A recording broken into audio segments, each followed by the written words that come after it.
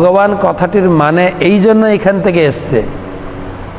ভ মানে যিনি ভূমি সৃষ্টি করেছেন, গ মানে যিনি গগন সৃষ্টি করেছেন, গগন মানে আকাশ, ভগ। ব মানে যিনি বায়ু সৃষ্টি করেছেন।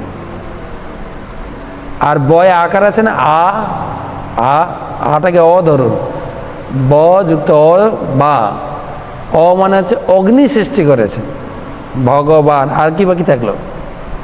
ন, দন্ত ন বাকি আছে। ন মানে তিনি নীর সৃষ্টি, নীর মানে জল, তাই তাকে ভগবান বলা হয়। ভগবান কথাটির অর্থ বিভিন্ন মনীষীগণ এইভাবে ব্যাখ্যা করেছেন। যিনি মাটি তৈরি করেছেন, ভ মানে হচ্ছে মাটি বা ভূমি, গ মানে হচ্ছে গগন আকাশ, ভগ, ব মানে হচ্ছে বায়ু, অ মানে অগ্নি, ন মানে নীর। এই পাঁচটা জিনিস যিনি তৈরি করেছেন তিনি ভগবান। আবার যারা ইংরেজি পড়েন, god, god, GOD, god, GOD, G for generator মানে যিনি সৃষ্টি করেন, এই জগৎকে সৃষ্টি করেছেন। ও ফর অপারেটর, যিনি জগৎকে পালন করেন। ডি ফর ডেস্ট্রয়ার, যিনি জগৎকে ধ্বংস করেন, তাকে ভগবান বলা হয়। তিনি সৃষ্টি করেন, সৃষ্টিকে পালন করেন, আর তাকে ধ্বংস করেন। ভগবান কৃষ্ণ তিনি নিজেকে বিস্তার করেছেন, তিনি নিজেকে বিস্তার করেছেন। বিষ্ণু এখানে শ্লোক দিয়েছেন, দেখেন যারা তাদের হাতে বই আছে, বিষ্ণুস্তু তৃণরূপাণী পুরুষাক্ষবর বিদু।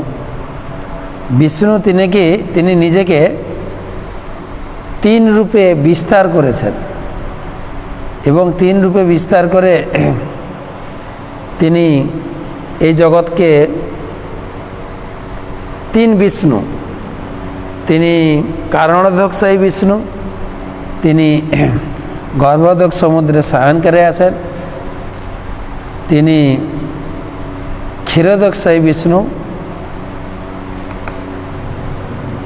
কারণোদকশায়ী বিষ্ণু, তিনি কারণ সমুদ্রে শয়ন করে এই ব্রহ্মাণ্ড সৃষ্টি করছেন।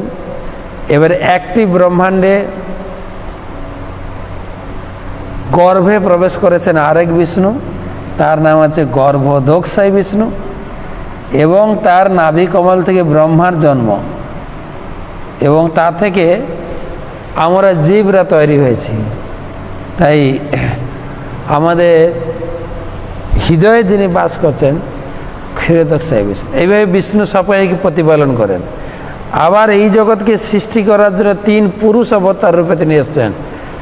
তিনি হচ্ছেন বিষ্ণু, তিনি হচ্ছেন ব্রহ্মা, তিনি হচ্ছেন শিব। ব্রহ্মা সৃষ্টি করেন, সৃষ্টি তো যে কেউ করতে পারে, পালন করেন বিষ্ণু, আর ধ্বংস করেন শিব।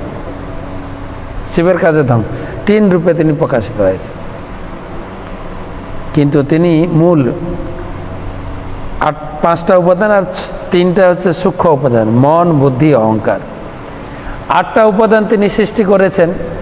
এই 8টা উপাদানকে মিশিয়ে ব্রহ্মা অনেক স্ট্রাকচার দিয়েছেন। মানুষ, পশু পাখি, গাছপালা, মানুষের ভিতরে কত প্রকার ভেদ, এগুলো 84 লক্ষ জনি ব্রহ্মা তৈরি। ব্রহ্মা হচ্ছেন এই সৃষ্টিতে প্রথম ইঞ্জিনিয়ার। তিনি প্রথম ইঞ্জিনিয়ার পাস করেছেন। কোন কলেজে পাস করেছে জানি না, চুয়েট না বুয়েট না আমাদের যাদবপুর ইউনিভার্সিটি, আমি জানি না, কিন্তু তিনি হচ্ছেন প্রথম ইঞ্জিনিয়ার। ভগবান তাকে জ্ঞান দিয়েছিলেন, সেই জ্ঞানের বিষয় নিয়ে তেনে ব্রহ্মা হৃদয় আদি কবয়ে, আমি ব্রহ্মার হৃদয়ে প্রথম ভাগবত জ্ঞান প্রকাশ করেছিলাম।